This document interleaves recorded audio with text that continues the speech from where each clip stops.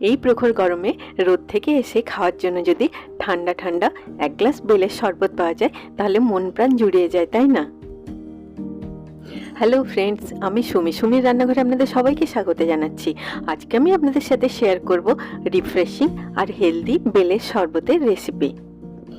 দেখুন, এই একইভাবে আমি বেলের সব জুসটাকে স্ট্রেন করে নিলাম। এবার একটা হামালদিস্তার মধ্যে নিয়ে নিলাম বেশ কয়েকটা ফ্রেশ পুদিনার পাতা। পুদিনার পাতাগুলোকে দেখুন এইভাবে একটু থেতো করে নিলাম। দিয়ে দিলাম 1 টিস্পুন পাতিলেবুর রস। এবার এর মধ্যে দিয়ে দিলাম থেতো করে রাখা পুদিনার পাতা। সব উপকরণগুলোকে আরো একবার ভালোভাবে মিশিয়ে নিলাম। এই বেলের শরবতটা রিফ্রেশিং হওয়ার সাথে সাথে খুব হেলদিও। এই বেলের শরবতটা সার্ভ করার জন্য একটা মাগের মধ্যে আমি দিয়ে দিলাম বেশ কয়েকটা আইস কিউবস।